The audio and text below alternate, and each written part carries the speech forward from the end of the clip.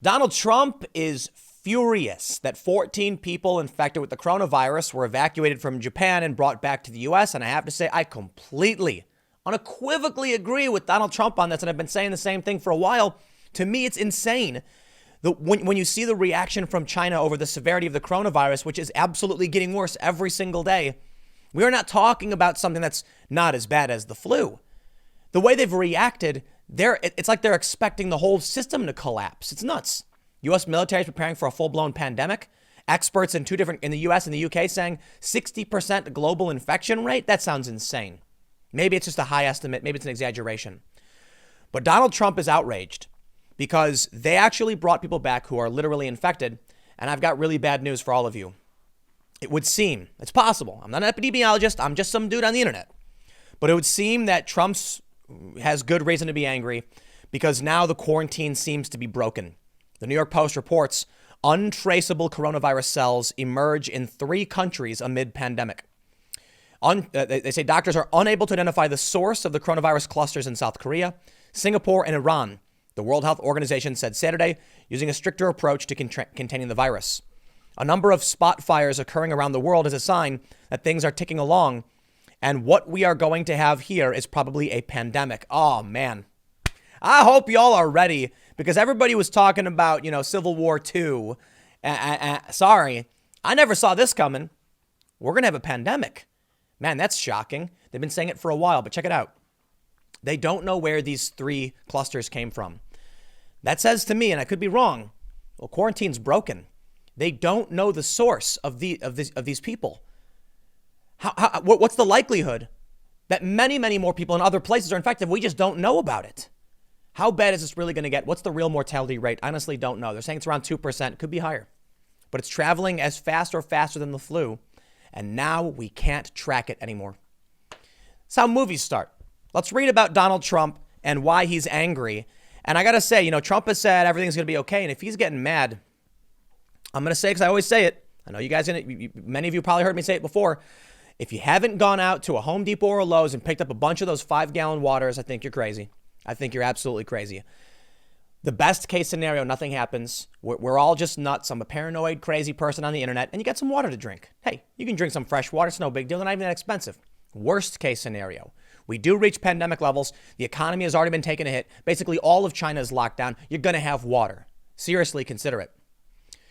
The Daily Mail reports President Donald Trump is reportedly furious after underlings at the State Department decided to fly 14 Diamond Princess passengers who tested positive for coronavirus back to the U.S. without telling him and against his wishes. Trump had been told last Saturday that only evacuees who didn't have symptoms or positive test results would be allowed on State Department charter planes back to the U.S. from Japan, according to the Washington Post. Officials on the ground realized late in the evacuation process on the airport tarmac in Tokyo that 14 of the roughly 350 evacuees had tested positive for the virus. Excellent. It's here in America. Love it.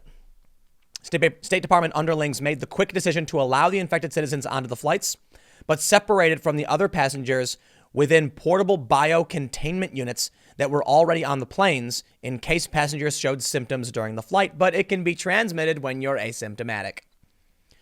Trump learned of the decision only after the fact and was angry that he wasn't consulted first, complaining that the decision could damage his administration's handling of the response. Administrations told the Post.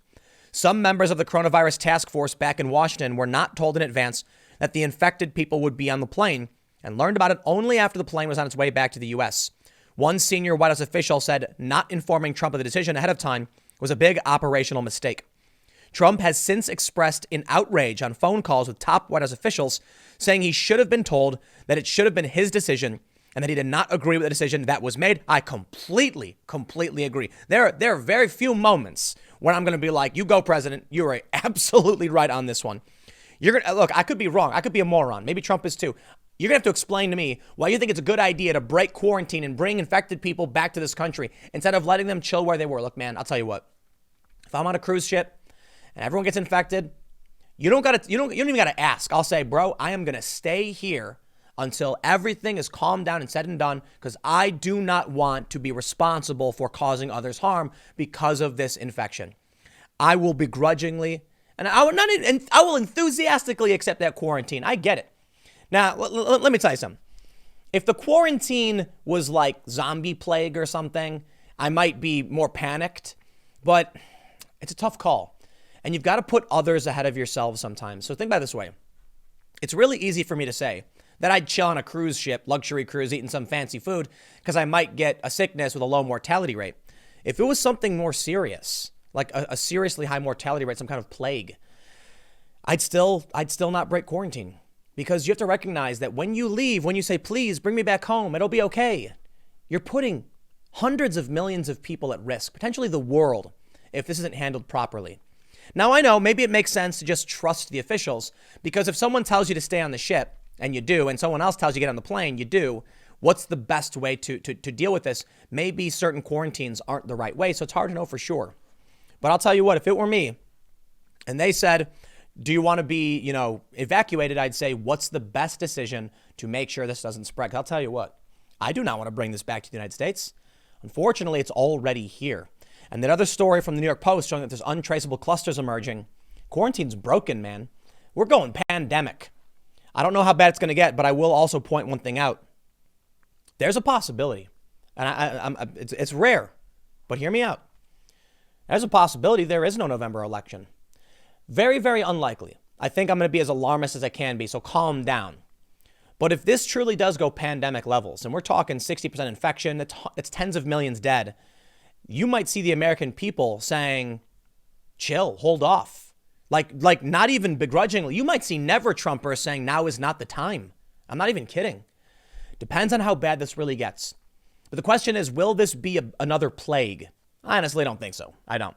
I think we should be concerned and be prepared because there's going to be economic lockdown because of the damage to this. What that means is there's going to be a shortage of antibiotics, other products that are produced in China, major shortages. They're shutting everything down. Their economy is at a standstill. Their banks are in trouble.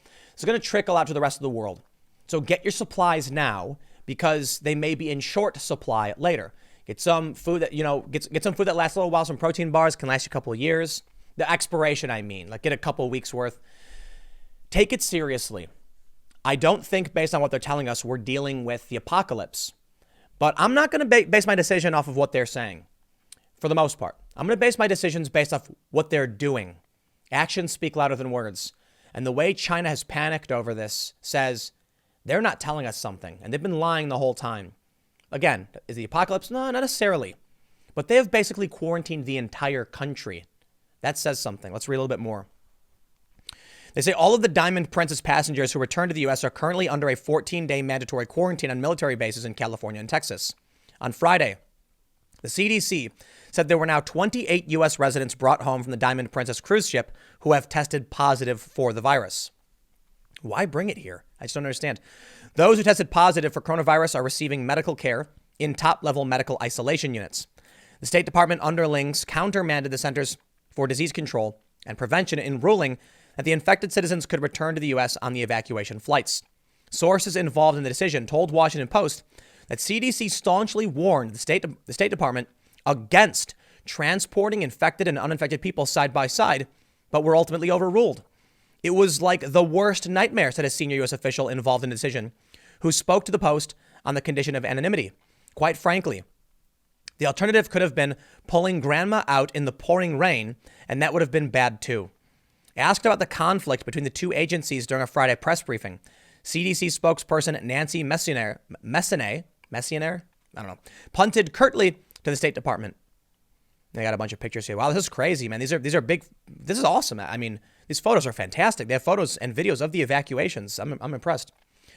It's important to remember that this was an emerging and unusual circumstance, said Ian Brownlee, Principal Deputy Assistant Secretary, Bureau of Consular Affairs. We had 328 people on buses, a plan to execute, and we have received lab results on people who were otherwise asymptomatic, unill people on a bus on the way to the airport. Okay, so I only got a little bit left, a little bit of time left. I want to focus on this pandemic they're saying in this other story. I want to stress untraceable. We don't know how these things got there.